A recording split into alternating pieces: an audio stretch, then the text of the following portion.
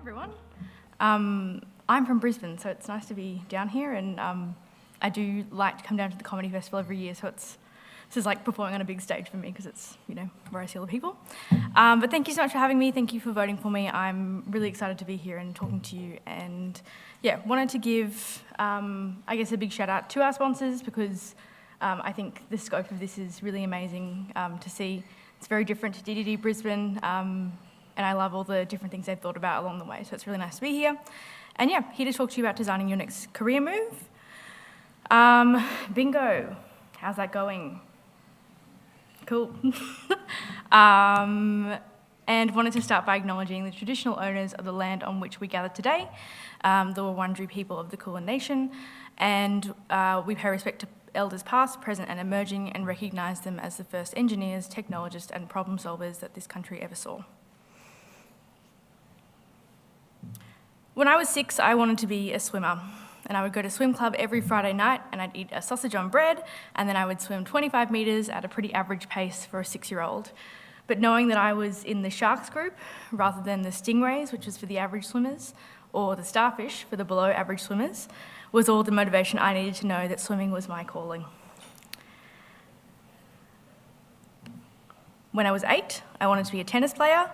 My dad would tie a piece of rope between 2 wheelie bins, and we'd stretch that rope out across the bins over the cul-de-sac and hit the ball back and forth every afternoon. When cars would come, we'd race to pull the bins back off the road.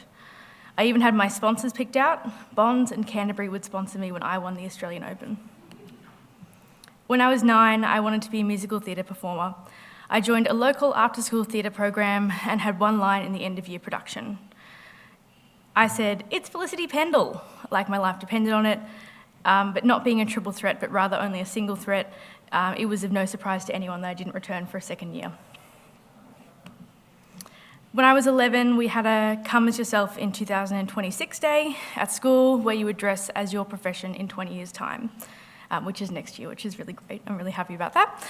And for some unknown reason, I decided I would be a child psychologist. And to be clear, I had no interactions with child psychologists at that point in my 11 years of life. But I created business cards for myself, perhaps to recruit other 11-year-olds for my services. And the logo I had designed was a background of red roses with the letters C and S on the front, because I thought psychologists started with an S. So that was great. When I was 12, after the rite of passage trip to Canberra, I wanted to be the first female blonde Australian Prime Minister. And I don't think I had too much thought as to what that actually meant.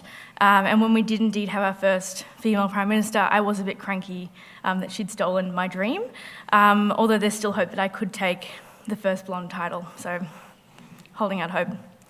When I was 16, I wanted to be a dentist, and after telling my uncle this, he thrust my head towards my sister's mouth and said, "See this? This is what you're going to look at all day." So that was about a month of thinking that. And then when I was 17, I wanted to be a doctor. I'd positioned my life around it, and during subject selection, I took chemistry, biology, maths B, maths C, English, and study of religion. I sat the UMAT exam and completely scaled back all the joyful parts of my life to focus on my studies. As part of the student support process, you would receive, I guess, your ATAR, my OP, but your ATAR prediction from one of the senior leaders of school. I had mine with the principal, and when I told her I wanted to be a doctor, she delivered my OP prediction and then asked if I'd considered nursing. It's fine, it's Queensland, it's all good. Let it be known that I did go on to exceed that OP prediction, although not enough to get entry into medicine. I started a Bachelor of Science majoring in biomedicine as a pathway into medicine, and after 6 months and a failed biology subject, I realised that I didn't actually want to be a doctor. I'd just been watching too much Grey's Anatomy. When I was 18, I wanted to be a software developer. I changed my science major to computer science, but that vision did fall apart pretty quickly when I borrowed my assignment solutions from other friends in the class, and then I intentionally added errors into the code to make it more believable that it was my code. It's fine. When I was 19, I wanted to be a music producer, so I changed universities and courses to study a Bachelor of Creative Industries, but pretty quickly realised that this compulsory unit that they made everyone do about the importance of creating a portfolio career potentially was a bit of a red flag, and that perhaps it wasn't the pathway to employability. So I added a business degree into the mix to increase my chances of being employed in 5 years' time. When I was 21, I wanted to get a place in a graduate program. I created a list of almost every graduate program in Australia hiring HR graduates. I went through interview processes for about half a dozen programs and received 0 offers. I panicked and I took a role as a graduate HR consultant in a tiny consulting business, which is what businesses want, like graduates consulting on their businesses, where I'd often be left to my own devices. When I was 23, I wanted to work for a company that had free breakfast. This meant I applied for and took a role as an internal recruiter, a role that I was extremely unqualified for and underprepared for, but there was free breakfast, and every third week it was ham and cheese croissant week. When I was 25, I wanted to be a drama teacher, having never acted in my life, nor having ever been in a drama classroom in over a decade. It was also the peak of COVID, and I had been working from home for about 6 months, which may have had something to do with that thought process. When I was 26, I wanted to not cry at work every day, so I took the first job I could find, throwing myself into a small recruitment agency that required me to master both client and candidate management. And as someone who hated networking and could not sell ice to an Eskimo, what could possibly go wrong? So I'll leave it there, but my name's Emily Conaghan, and it's quite hard to describe what my career has developed into, but I've managed to find a space that merges 2 things that I'm really passionate about, being people and technology. I am the Technology Capability Manager at Auto & General, which is a big insurance company. Budget Direct is our sort of flagship brand. And in this role, I manage an internal learning and development program called the Technology Academy, where we take non-technical folk from across the business, we teach them how to code, and then transition them into development roles within our tech team. I also look after a number of capability uplift programs across technology, and it's been a great role and I love it, but it hasn't always been smooth sailing. You may have noticed from my motivations behind my career aspirations that I have a habit of getting swept up into random ideas of where my career should head.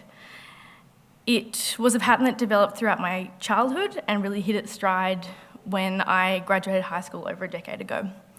Every 18 months to 2 years, I get this itch, this unsettling feeling that I needed to do something different.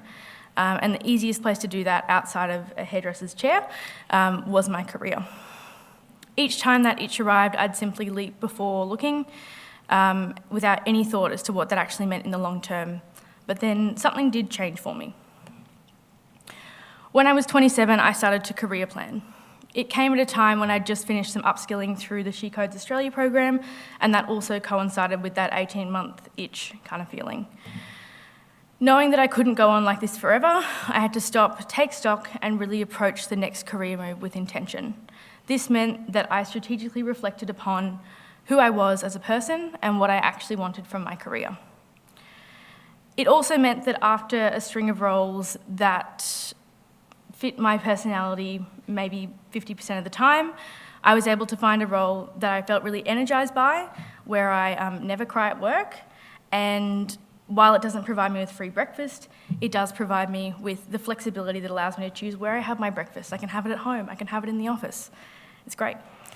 And that's why I'm here today. I'm going to tell you about my method to career planning, and while it may seem pretty straightforward, I can tell you as someone who has spent years in recruitment talking to people about where they want to go in their career, it's not something that a lot of people spend time and energy on, and it just doesn't happen for a lot of people. Many people are just winging it, waiting for a recruiter to call with an opportunity that sounds all right, or hanging out for that itch and then jumping and taking the next thing that comes up. As a bonus for you, if you do stick around to the end, I do have a workbook, so no need to take photos because it's in the workbook. It's all good. Alrighty. So, my process of career planning is broken down into 3 parts. So, step 1 is to work out who you are, which is pretty easy, right? Step 2 is to work out what you want from your career, and then the third and final step is to put it all together. My philosophy towards career planning is a little bit like building a house. In this house building project, your floor plan is working out who you are, and the interior design is working out what you actually want. And if you don't spend time working out what the floor plan is going to look like and how it's going to function, you'll end up with a pool with no ladder, a kitchen with 3 ovens and no windows, or a basement with a deranged painting goblin. On top of that, if you have got the bones right but the interior design is nothing but grey throw cushions and hard plastic chairs, the house may be functional, but it's not going to bring you joy. The same thing stands for your career. It must be functional, but it also must bring you joy. For me, my career planning process is by using a large artist pad, the type of one that you would use in Year 8 art to do a beautiful sunset pastel drawing. And it's a process of going through and critically thinking about the answers to these questions that I'll take you through and writing them down and committing these thoughts and making meaning and sense out of the results. And for you, it might look something different, but the essence is still the same. So let's dive into step 1. So step 1 is a very simple question. Who am I? And we're going to start with an elevator pitch. So imagine you get in the lift of a 40-storey building and you're heading to the top. And you hop into the lift with one other person and they say to you, "Tell me about yourself." What would you say? So write out your elevator pitch that tells someone about you both professionally and personally. In 1 minute, you're able to say about 200 words, so keep your elevator pitch to that length. Keep finessing it until it feels like it encapsulates you to your core. And for example, here would be mine. My name's Emily. My career to date has focused around the synergy between people and technology. I have a background in HR and have slowly made my way to where I am today via recruitment, learning to code, and to now in a program and capability management role. I enjoy roles where I can harness my organisational skills with creativity and strategy, and I'm happiest at work when I can collaborate on projects with key stakeholders while also being able to work autonomously to execute strategies that may be outside the box. My friends would describe me as funny and organised, and in my spare time, I'm an avid reader, a member of 3 book clubs, which is too many, and a comedy nerd and a podcast enthusiast. That's about 127 words. Not about, it is. So there's a bit of room to play around with there.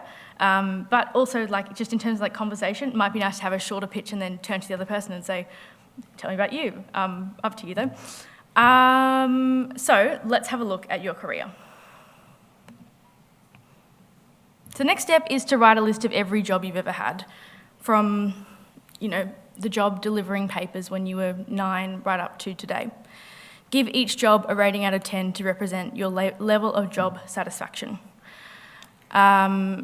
You don't need to write out why, but just have a think about where there's common ground in each of those scores. So to reflect on common ground, you might want to reflect on the following areas: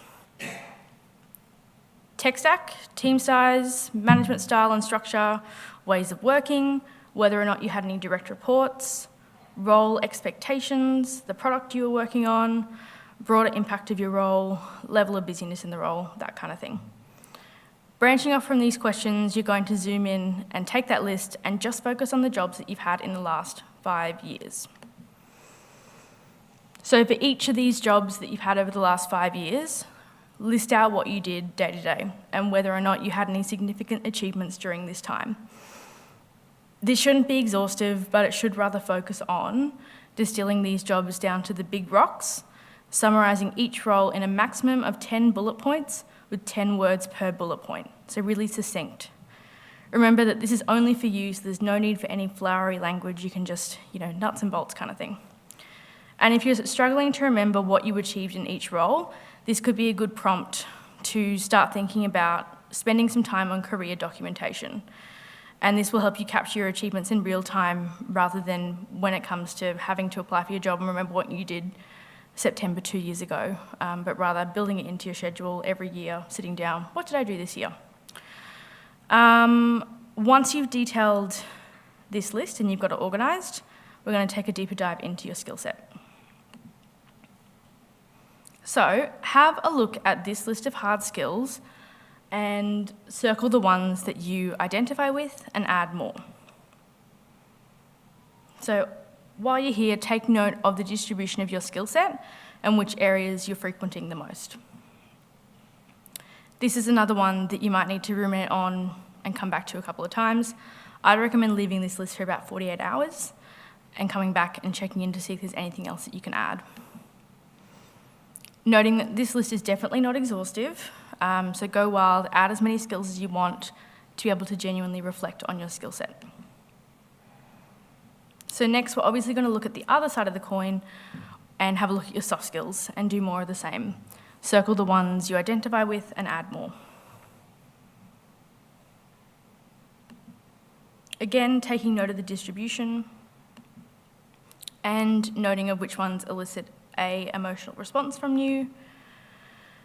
Do you highlight problem solving and analytical thinking with ease, or does people management give you like warlike flashbacks, PTSD, when your pen hits the paper? That's all important information to know. And next, we're going to discover what you're good at. So, populate these 4 boxes. So what am I good at? What do I enjoy? What am I bad at? And what do I hate? And refer back to your list of skills as inspiration, and don't be limited to just your work-related skill set. You can bring in things from your personal life. If you love walking your dog while bouncing on a pogo stick, that's very telling information that you might want to include.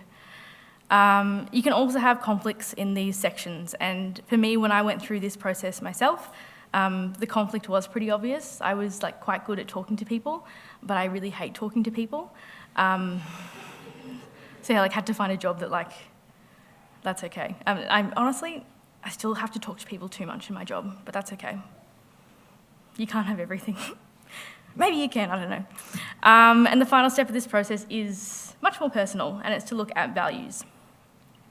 So picking your top 5 personal values is that next step.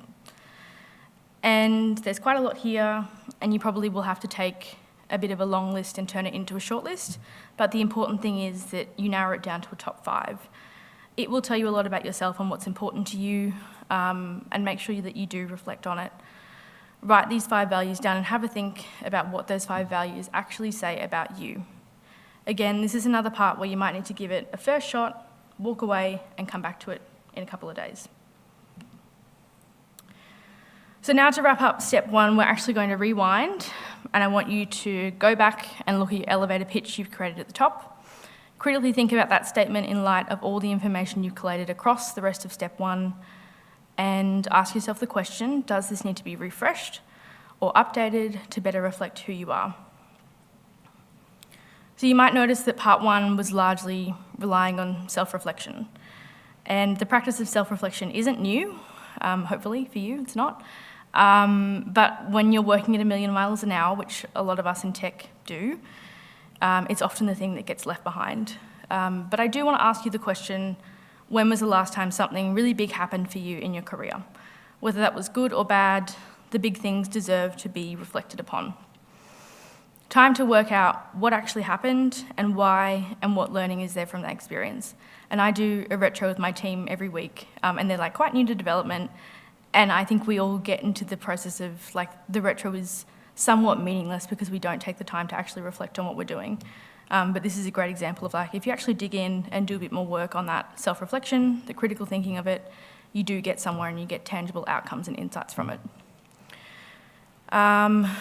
So yeah, there is a huge amount of information in there, and we're going to put that aside while we work on part 2. But before we do get to part 2, I wanted to pause for a second and just have a chat about career planning for people who do work in technology. In some ways, planning a career in technology can be really easy because there's new opportunities happening every day, as you would expect. It's a field that has grown and will continue to grow for the foreseeable future. But on the other hand, this growth and constant state of flux and change can mean that even if you do create a beautiful plan and work on executing it, the job that you might be working towards in the next sort of 5 to 10 years, by the time that comes around, that job may not exist anymore. And that's just the reality of working in this industry that is built and survives on innovation. So going into step 2, here's some things that I would suggest you consider. And I wanted to bring them to the forefront to help you frame the discovery of what you actually want in your next career move. So from a technical perspective, thinking about what's your current tech stack, what is in your current technical tool belt, so that could be, the tools that you're using. What tech stack do you enjoy working on the most? Where are the gaps in your knowledge that you would need to fill in order to be more employable? What does the industry landscape look like in the future in relation to your skill set? And what do you need to add to your skill set to make sure that it is future-proofed? So think of these questions and then moving on to step 2. And then in the most non-threatening way, I'd like to ask you the question of what do you want? And understanding things that are important to you in a career is pretty crucial to realising the next opportunity and what that looks like for you. I know when a lot of people start looking for their next job, they might think they have an idea of what they're looking for, but in my experience, rarely is there actually time dedicated to uncovering all of the things that matter to you.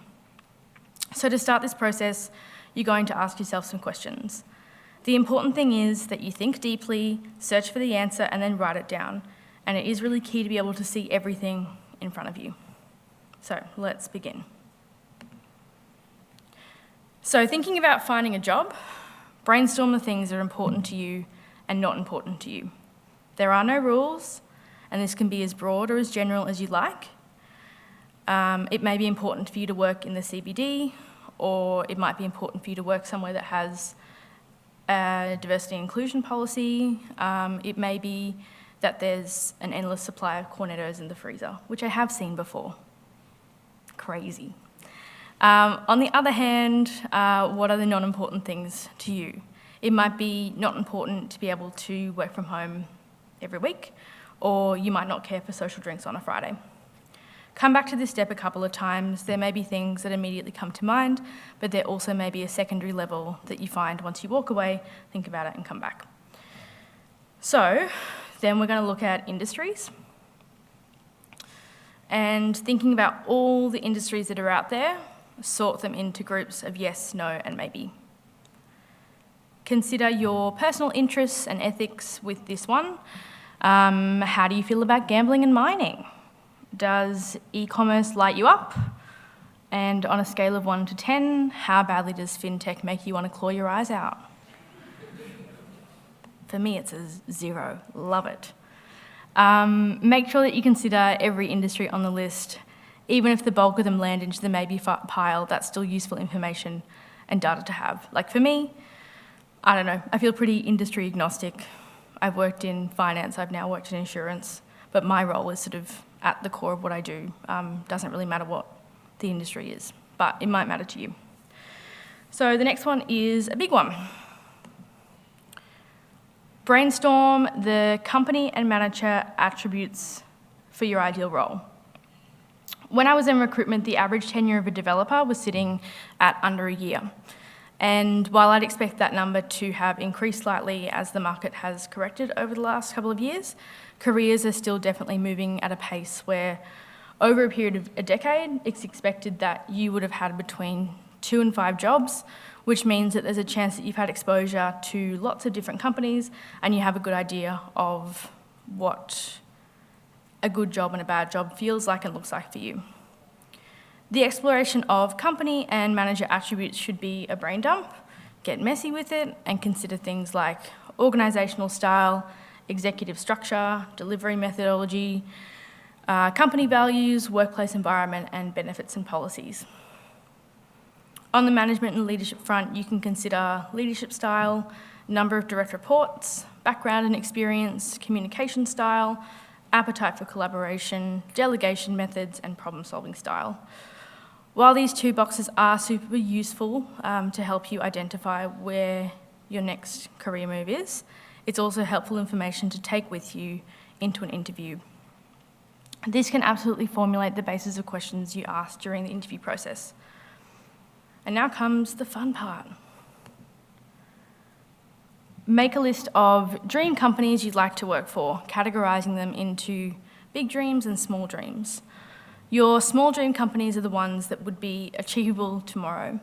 They might be the companies in Melbourne who actively hire people with backgrounds similar to yours, whereas the big dream companies are the ones that feel a little out of reach, but are good targets to work towards.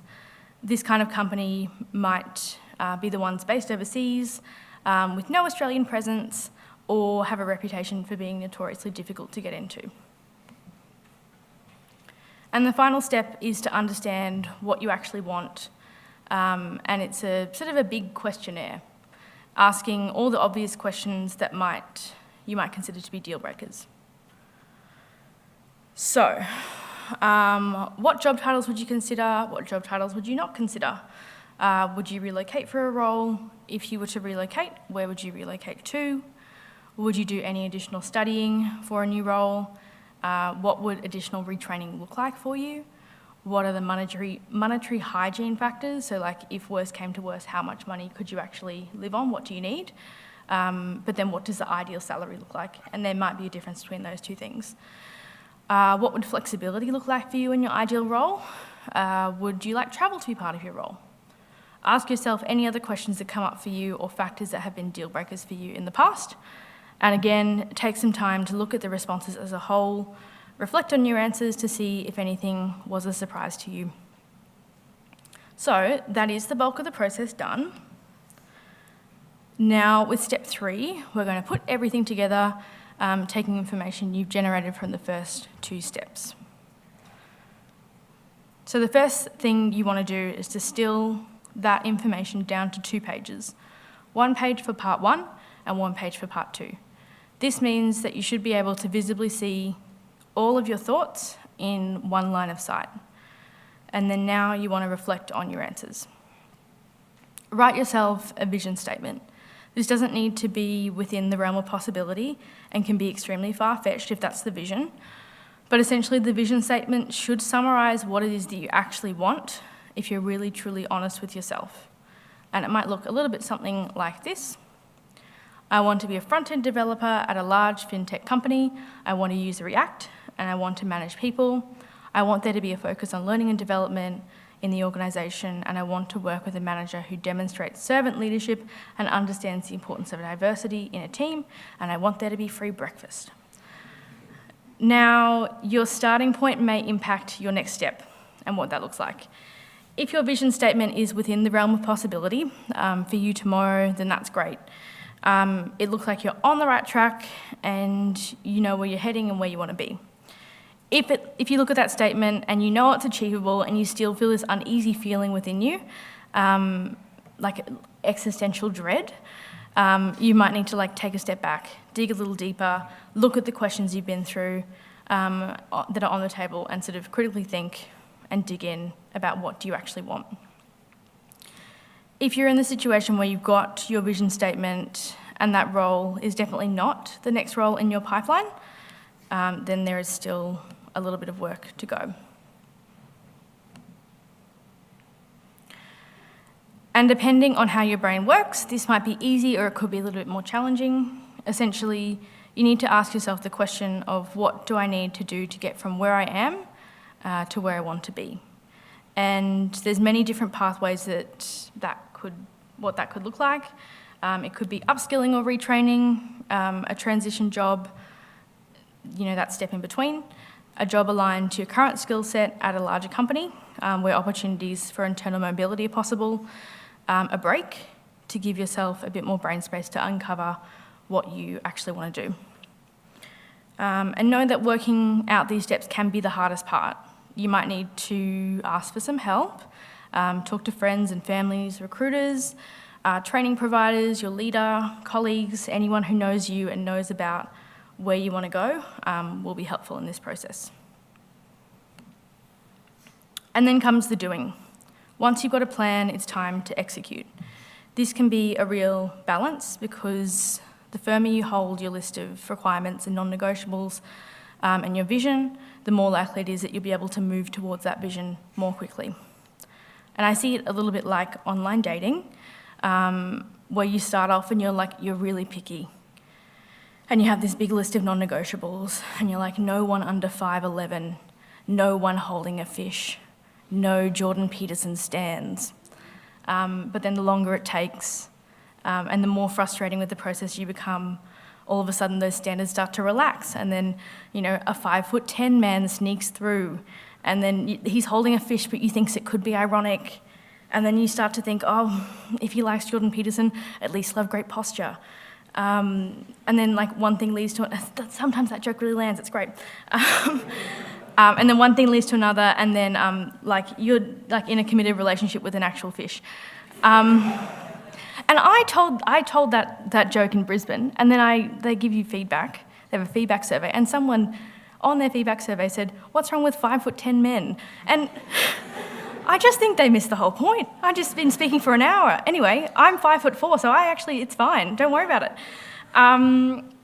Anyway, that's my rant. I have been waiting to talk about that because that's the only piece of feedback I remember from the whole document. The same thing goes for your career. Let's bring it back on track. Approaching it with strategy and holding firm to that strategy will result in a more aligned outcome for you in the end. And that's it. That's the process. It did work for me, and I hope it can work for you. And I have created a companion workbook to go with this process.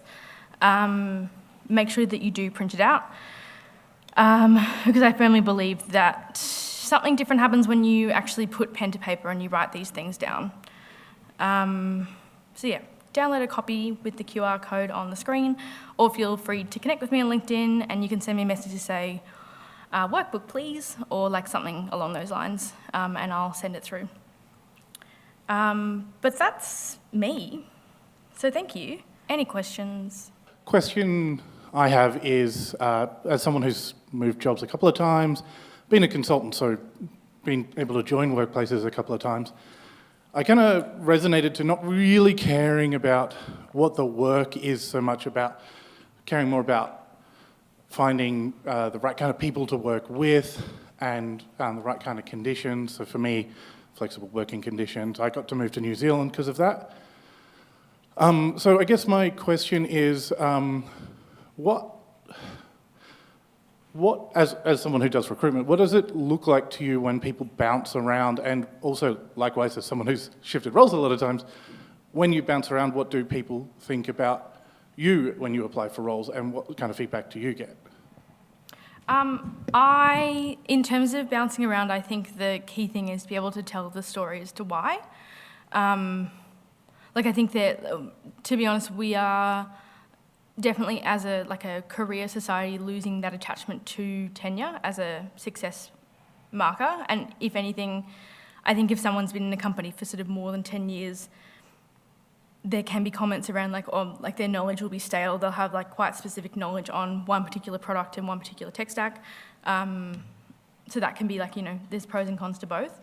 But I think the main thing is being able to tell the story and being able to say, this is why I moved here, this is why this stint was only 4 months or whatever it was, rather than just sort of relying on your resume. I think a cover letter doesn't necessarily just have to be, black text on white paper. You can sort of get interesting with it and sort of create an infographic that explains the story and that sort of thing. So I think the story is the key bit. Hello, the microphone's coming.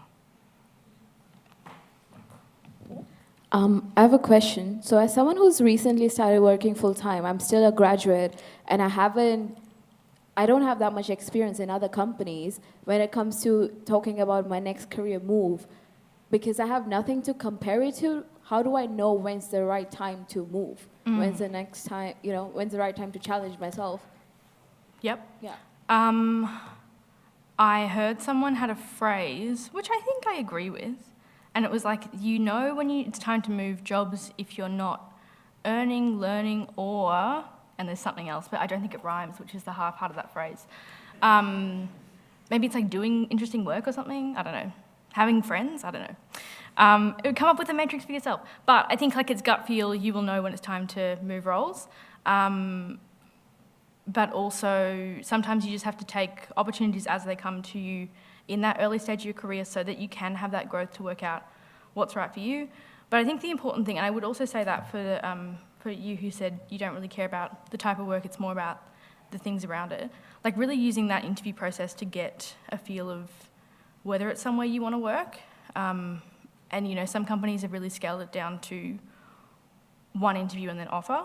And if that's the case, feel free to advocate for yourself if that offer has come through to say, I've actually still got questions. Could we have a coffee or do another interview just to clear some things up for me? So I think that is probably the advice I give, is like really use that interview process to feel out. But also depending on, once I think you're sort of at the, I would say 18 months to 2 year mark of your first role, that sort of time where you can start to have a think about what it looks like, and then I would say take your time to find that right next step, because it can be a really key one if you're moving into that second role, to sort of take a leap into something that's really cool and interesting.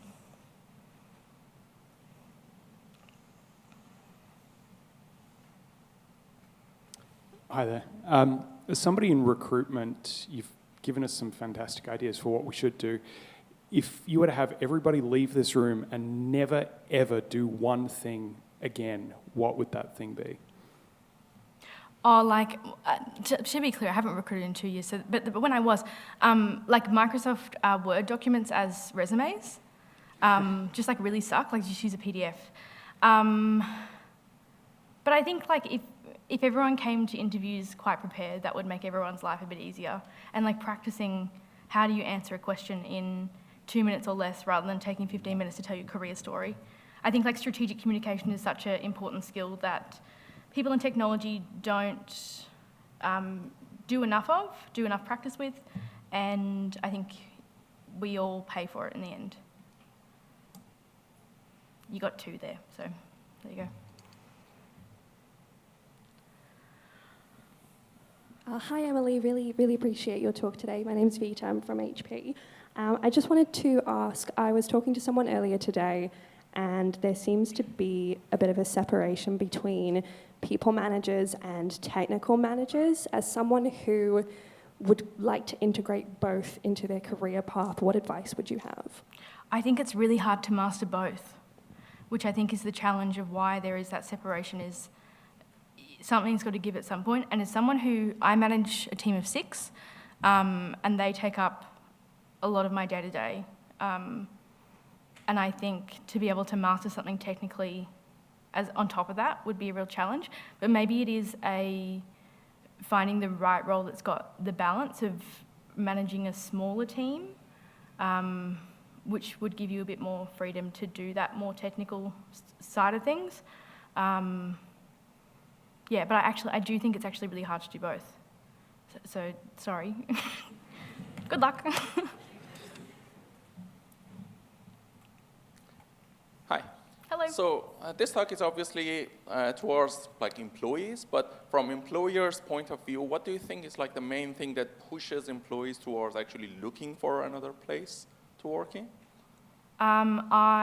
Pushes employees to look for another place. Like what can employers do to like keep them, like obviously except for like table tennis and stuff like that? Yes. Do you guys like table tennis down here? Is that a thing? You guys getting table tennis tables? That's cool. We do that too, which is what I look for in any job. Do you have a table tennis table? Money. I think money is important to everyone. It does still make the world go around. So doing regular, consistent salary reviews that are up with market, and also spending the money on getting like survey data to be able to provide background to your decision as to why you are paying someone a particular rate is important. Like professional development is another thing that I think in technology, if people don't have the scope and the time to be able to upskill, then they will go somewhere else that will give them that time. But I think it's all like, it's companies spending the time and money on leadership capability is a big one, to make sure they've got the right leaders that can actually look after their people, to give their people what they need, and that might look different for each individual person. So some people might be more motivated by technical opportunities, whereas others might be motivated by, you know, that flexibility to go and pick the kids up and then get back to work, or whatever that looks like. So I think it's leadership capability to give flexibility to that decision making. Hi, thanks for your talk today. I really liked it.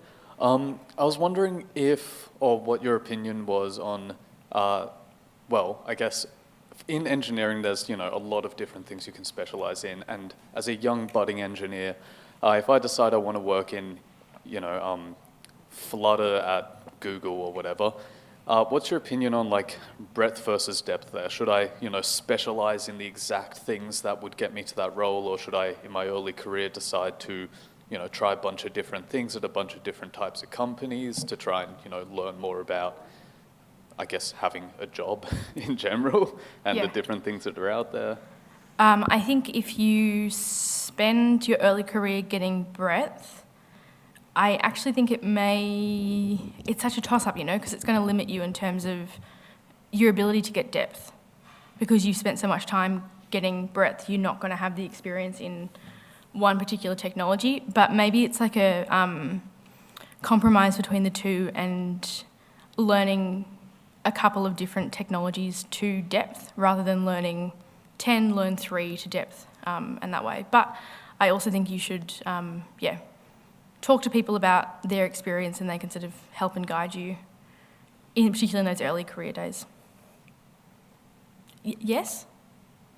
I was going to comment on that. Yeah, go for that's it. all. If you're early, breadth. The reason is it's the principles that you are going to learn, the ways of thinking that are going to matter. Learning a technology is easy, but having the power to reason about what you're doing and why you're doing it is more critical. And as someone who's interviewed over 500 people, I look for breadth rather than depth. So learn one tech stack, that's fine, but always keep the context outside of that, because tech stacks die, but the thinking doesn't, and that's the most important thing to learn. I always tell some of my team members, because they all learn to code, that we're teaching them to be problem solvers, not developers, and I think that sort of rings true in terms of, where you start. Could everyone thank Emily again for her talk?